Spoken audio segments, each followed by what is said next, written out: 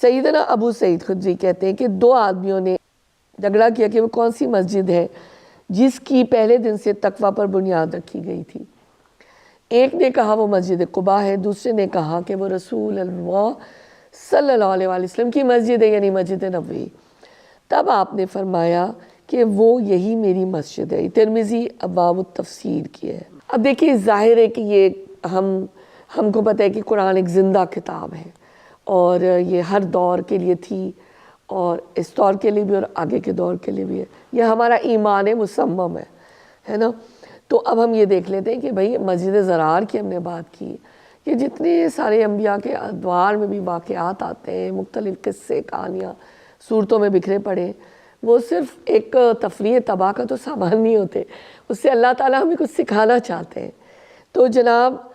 جہاں پر یہ مسجد ضرار بنی، اس کو توڑنے کی بات کی گئی، عمارت کو ڈھانے کی بات کی، اسی لیے کہ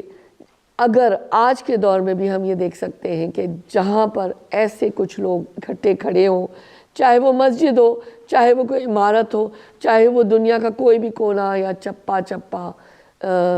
کریا کریا پوچھا کوئی بھی جگہ ہو، چھوٹی یا بڑی، کفر و شرک تفرقہ بازی کا ماحول ہو، ان علاقوں سے، ان جگہوں سے، ان لوگوں سے ہمیں دور رہنا ہے، اجتناب کرنا ہے، ریفرین فرام دوز پیپل۔ تو یہ ایک ہمیں پتہ چل رہا ہے صاف صاف، اور اس میں کوئی دو رائے نہیں ہے،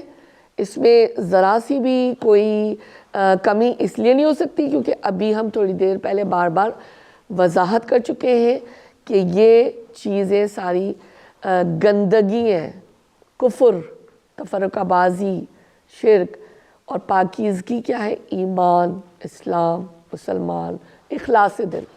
میں اسی حوالے سے میں جب یہ پڑھ رہی تھی تو مجھے یہ خیال آیا کہ تفرقہ بازی کی بات تو سورہ آل عمران میں بھی مشہور آیات ہیں، آپ لوگ سب جانتے ہیں کہ تفرقہ سے کیسے دور رہنا ہے۔ تو آج جو گلیوں اور جگہ جگہ مسجدیں اور مین روڈز پہ بھی بورڈز نظر آتے ہیں کہ یہ فلانے مسلک کی مسجد ہے، تو اس چیز کو ختم کرنے کی ضرورت ہے، اور ہمیں چاہے ہم کسی ایک شخص تک ہی بات پہنچا دیں